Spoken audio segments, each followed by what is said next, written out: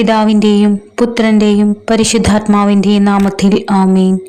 പ്രിയപ്പെട്ടവരെ, ഇനി ദിവസം മുഴുവനും ഈശോയുടെ അനുഗ്രഹം നമ്മുടെ കുടുംബത്തിൻ്റെ മേൽ ഉണ്ടായിരിക്കട്ടെ.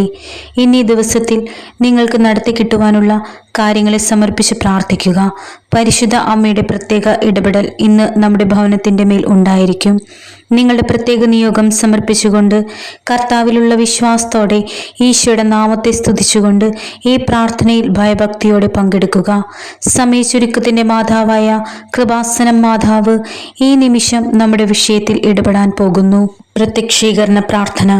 അമ്മേ, പരിശുദ്ധ അമ്മേ, ദേവമാതാവേ, കൃപാസനത്തിലൂടെ ഞങ്ങൾക്കും ഞങ്ങളുടെ ദേശത്തിനും അമ്മ മാധ്യസ്ഥം തേടിത്തന്ന എല്ലാ അനുഗ്രഹങ്ങൾക്കും കൃപകൾക്കും ഞങ്ങളിപ്പോൾ ഹൃദയം നിറഞ്ഞ നന്ദി പറയുന്നു.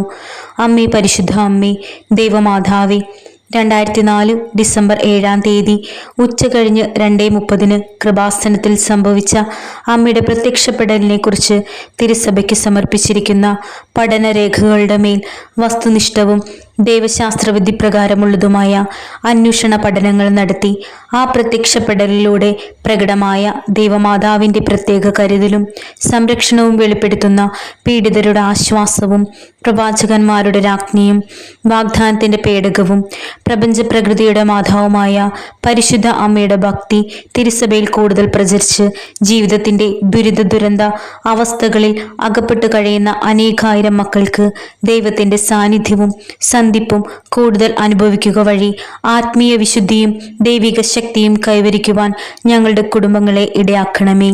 അമ്മേ, പരിശുദ്ധ അമ്മേ, ഭൂസ്വർഗങ്ങളുടെ രാജ്ഞിയെ അങ്ങേക്ക് ഭൗമ സംരക്ഷണത്തിനായി പ്രപഞ്ച പ്രകൃതിയെ തന്നെ തിരുസഭ പ്രതിഷ്ഠിക്കുവാൻ ഈ പ്രത്യക്ഷീകരണം വഴി ഇടയാക്കണമേ. പരിശുദ്ധ അമ്മേ, ജപമാല മാതാവേ, സകല കൃപാസനം പ്രാർത്ഥനകളോടും ചേർത്ത് ഞങ്ങളിപ്പോൾ പ്രാർത്ഥിക്കുന്ന ഈ കുടുംബത്തിൻ്റെ പ്രത്യേക നിയോഗവും ഒരു നിമിഷം മൗനമായി നമ്മുടെ നിയോഗങ്ങളെ കർത്താവിൻ്റെ സന്നിധിയിലേക്ക് സമർപ്പിക്കുക.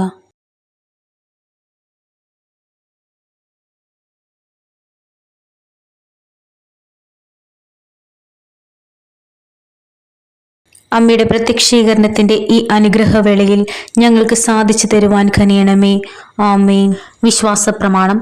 സർവശക്തനായ പിതാവും ആകാശത്തിൻ്റെയും ഭൂമിയുടെയും സൃഷ്ടാവുമായ ദൈവത്തിൽ ഞാൻ വിശ്വസിക്കുന്നു.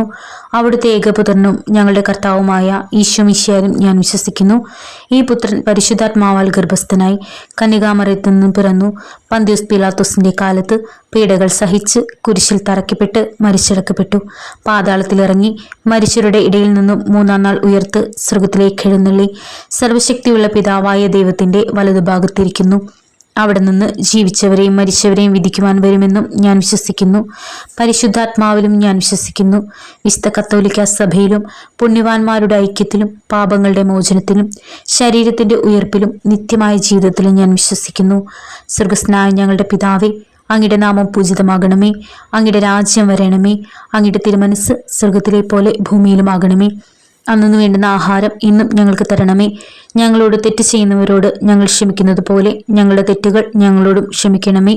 ഞങ്ങളെ പ്രലോഭനത്തിൽ ഉൾപ്പെടുത്തരുതേ, തിന്മയിൽ നിന്നും ഞങ്ങളെ രക്ഷിക്കണമേ. നന്മ നിറഞ്ഞ മറിയമേ, സ്വസ്തി, കർത്താവ് അങ്ങയോടുകൂടെ സ്ത്രീകളിൽ അങ്ങ് അനുഗ്രഹിക്കപ്പെട്ടവളാകുന്നു. അങ്ങയുടെ ഉദരത്തിൻ ഫലമായി ഈശോ അനുഗ്രഹിക്കപ്പെട്ടവനാകുന്നു. പരിശുദ്ധ മറിയമേ, തമ്പുരാൻ്റെ അമ്മേ, പാപികളായ ഞങ്ങൾക്ക് വേണ്ടി ഇപ്പോഴും ഞങ്ങളുടെ മരണസമയത്തും തമ്പുരാനോട് അപേക്ഷിക്കണമേ. ആമേൻ.